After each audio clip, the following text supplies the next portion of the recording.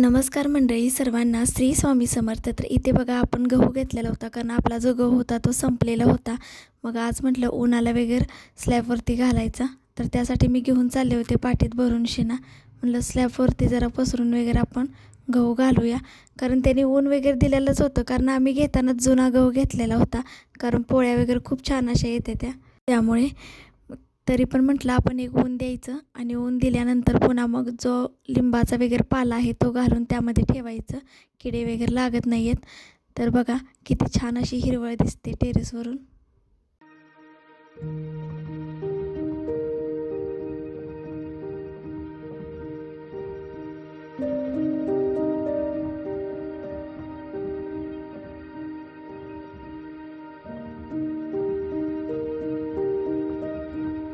तर बघा आपण छोटे छोटे ओपी वगैरे केलेले आहेत, त्यामध्ये आपण कांदा लसूण वगैरे लावलेला आहे. भाज्या वगैरे टाकल्यात तर किती छान दिसते ती.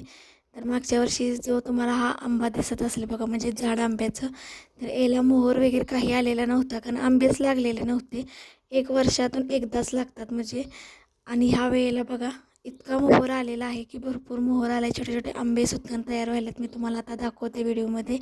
तर बघा ह्या वेळेला, आणि इतका आंबा ह्याचा जो गोड आहे की ह्याच्यापासून आपण लोणचं सुद्धा जेव्हा कच्चा असतो आंबा त्यावेळेला बनवू शकतो. खूप छान असं लोणचं होतं. आणि आंबा पिकल्यानंतर तर अगदी गोड जसा असतो आपण तसा अगदी लागतो, इतका गोड असा आंबा आहे. तर बघा छोटे छोटे आंबे जे आहेत ते तयार व्हायला लागले आहेत, त्यामध्ये भरपूर असा मोहर आलेला आहे. तर कसा वाटला व्हिडिओ नक्की सांगा. धन्यवाद.